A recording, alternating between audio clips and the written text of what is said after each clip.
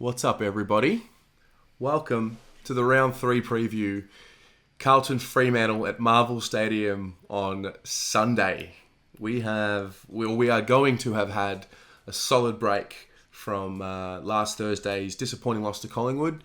I can really feel the anger and the disappointment and the bitterness amongst the supporter base, and rightly so. I mean, that all comes with expectation, and it probably goes to show how much this club means to a lot of people, most if not all of us.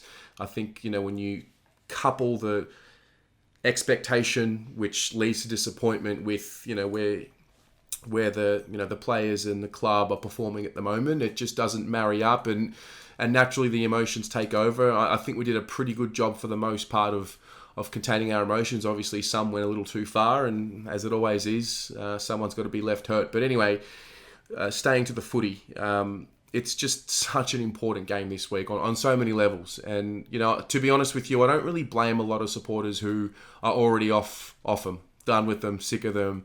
I've got quite a few friends of mine who are not showing up this Sunday. They don't want to go, maybe because it's early in the week and they'll fire up later on, but they don't want to be there. They're done with it. And I get it. Not everyone has to support the way everyone else does, and not everyone has to believe the way everyone does, but yeah, I'm still very bullish about this group. I do believe in this group, and I did mention it last week about how I love the hard fixture early. I just love it. We know exactly where we're at right now. We have played Richmond and Collingwood. One of those two are the best team over the last 4, 5, 6 years. The other one has been a regular in the finals, and well coached, well drilled, all of that. They are genuine finals contenders, and that is exactly where we're at now. Do we stack up against those sides? No, because of the result, we don't. Are we very, very far off? I don't know. It's not a good time to ask that question. I don't think we're very far off. I think with things going our way, the gap can be bridged. But the point of what I'm saying is we have 20 rounds to rectify where we're at now. I've heard reports, I'm sure you all have, about a harsh review, internally, players standing up, singling people out. The footage was shown to them and all of that. So I've heard about all these, great reviews going on and all these great words being spoken.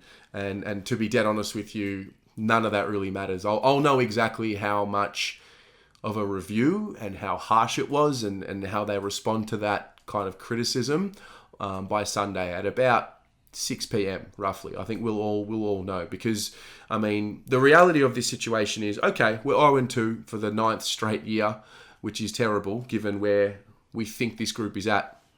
But we were 0-2 last year, 12 months ago, and I hate to bring up last year because it's in the past and we are where we are right now, but just to put it into context, we were 0-2 last year, going to Geelong to play them. So it's not as grim. Now, I'm not taking anything away from Fremantle. I watched them on Sunday against the Giants, and they're young, they're energetic, they're tough, they've got a good balance of young and old, they're well coached, and when you look at them and you look at their young kids, and a lot of people talk about the Cheras and the Brayshaws and the 27 draft, and we've got Dow and O'Brien and where they're at. Well, you look at their youngsters, Chera, Brayshaw, and Sarong, they've actually performed to a level where Nat Fyfe doesn't play in the midfield anymore, and that's kind of what I don't think we're looking to put Cripps into the forward full time, but I think the idea is to have him forward a little bit more so we can get more longevity out of him. And I'm a little jealous of Freo, if I'm honest, and their development. Even other teams like Sydney who have these youngsters that come in and it seems like they're just ready to play football, and then year on after year they just get better. So there is a bit of jealousy there, no doubt, and I give Freo a lot of respect. I do. We had you all remember what happened last year when we played them over there. But this week's about us. This week's about us, and like I mentioned last week with Collingwood, I think the same thing applies. What I'm looking for this week, I'm looking to see, can this group find something more? Because I'm sure they try hard, but I personally don't think they try hard enough for long enough. And for me, when I look at this game, the game requires you to be physically imposing to a level. You don't have to be a bully, but The premiership teams, I think every premiership team, the way that they tackle and the way that they apply pressure is just a level above most, if not all of the other teams in the competition. Now, I don't think we're going to win the flag this year, and that's okay. I'm not, completely ruling it out until it's mathematically impossible, but you get what I'm saying. I don't think we're winning the flag this year. Therefore, I'm looking for steps in the right direction to winning that flag. That's what this is all about. Now, I think when we get physically imposed on, we can sometimes go into our shell. So this week, it's really simple. I know we're repeating ourselves, but we can't be having 5 tackles in the first quarter against Fremantle, And I think the fans, for the most part, we're waiting. We're just waiting patiently for them to give us a little something so then we can complement that with our noise. And I think if they come out with the right intentions and don't come out with the sense of, we're going to win this game because we are better on paper, I think if there's a genuine hunt mentality, I think the fans will complement that. And I think this will be a great day out at the footy. I really do. It's very interesting. There's always 2 sides to my brain that go on in any game. It's obviously a win and a loss. What would happen if we lose? What would happen if we win? Obviously, if we win 1 and 2, season really begins, back on track, and then we move forward to Gold Coast, who at this point we think are going to be playing in Melbourne, but we don't want to think about that too much just right now. So part of me is on paper, the whole pressure, we love to put our backs against the wall, whether the fans love it or not. This team really does play its best football when the whips are cracking and the pressure's on and the fans are cracked it and there's anger and emotion and they finally click into gear. And I talk about, the fear. What are you driven by? Are you driven by the fear of failure, or are you driven by, the carrot dangling in front of you? And I think my observation of this group is they're driven by the fear of failure. And that's okay. There's nothing wrong with that. I think I'm definitely driven by the fear of failure and, the fear of letting, people and family down and things like that. So that's just, an intrinsic motivating factor for me. And here we are, 0-2 with pressure. So I think they'll perform well. The other side of me says, I dare them to lose on Sunday. I dare them to come out and lay 5 tackles in the first quarter on Sunday. I feel like it would be harder for them to put in a poor performance on Sunday than what it would be a good performance, honestly. I don't want to think negatively. I don't want to think, what if we go 0-3? But, we all saw the emotion on Thursday night. Fans are sick and tired of just the story being told and the actions being completely different to what the story was told. I just feel like a loss would just divide the supporter base even more.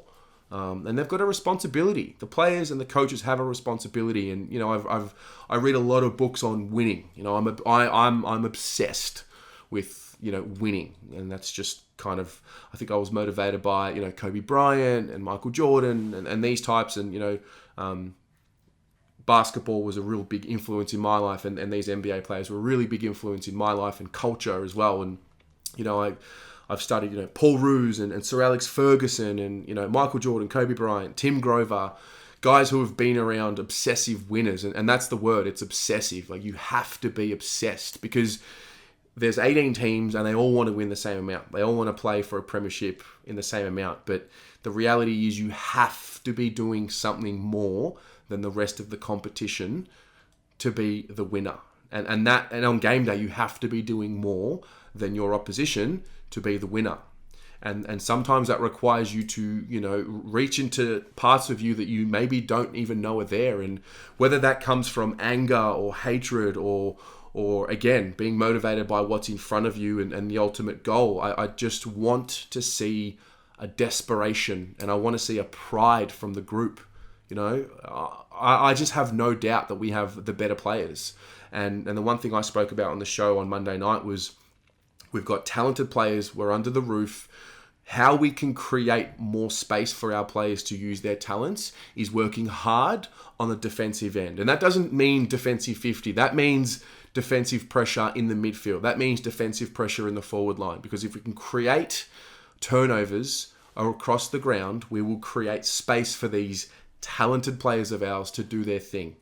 I mean, the formula's simple, and I'm not saying anything that no one knows. Don't take this as if I am, giving gospel. But these are just my observations week to week, and I'm wanting to document every week until we lift this cup up. That's really what it's all about, and that's what I think is the theme of the week. I mean, I want to see a pride in the jumper that they're wearing. I listened to Cripps give Zach Williams the jumper last week and talk about the monogram and how it represents the fans and the members and everything else, and how the number on the back represents your family and who got you there. And so I hear the words, but I need to see the actions, So in terms of changes, there's like 5 names that have been popped up this week from you guys. Dow, Setterfield, Murphy, Kerno, Casbolt, Plowman. A lot of names have been thrown out. I personally don't think we can be making 5 changes. I don't think that's a healthy formula. I don't want to be seeing underdone players play, personally. I don't want to see Levi Casbolt play if he's underdone, which I believe he looks like he's underdone. If Cripps is really taking injections to play games of football, I don't want to see him out there, personally. I don't care if it's 4 to 6 weeks. I don't want to have any excuses. That's the captain, and if he can't be at his best, he can't motivate the others around him to be at their best. And so I don't want him to play, if that's true, if those reports are true. I don't think we can bring in Mitch McGovern without playing 1 or 2 games in the VFL. I think we've learnt that mistake with Mitch McGovern over the last few years. We can't just slot him straight in. Same goes with Caleb Marchbank. And so I don't think we can be making 4, 5, 6 changes. I do think a statement needs to be made. A guy like Mark Murphy, if we are really just grooming him to 300 games, then that's not the mentality of a club that puts winning at the forefront. That's a mentality that tells me we've got sentimental things ahead of winning, and sometimes winning is not number one. Sometimes doing the nice thing is number one. And if that's the case, then I'm just strongly against that. That's my personal view. I respect anyone who disagrees, but that's just the way I see it. We can't be gifting games. We can't be gifting one game. It can't happen. That entitlement will stain the next generation. It will stain Sam Walsh.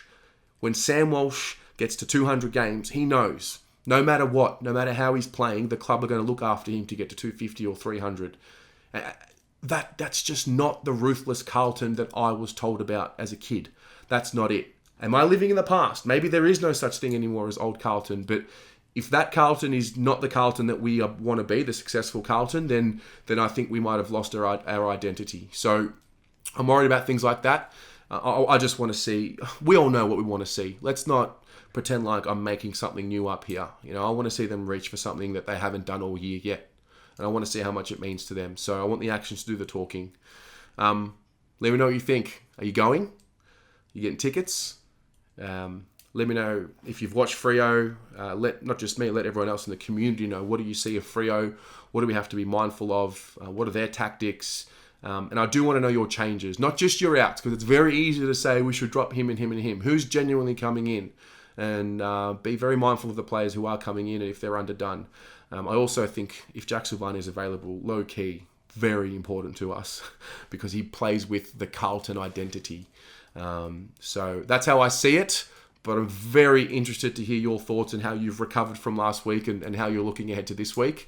So let's have a chat about it in the comments. And as always, see you Sunday. Let's go the Mighty Blues.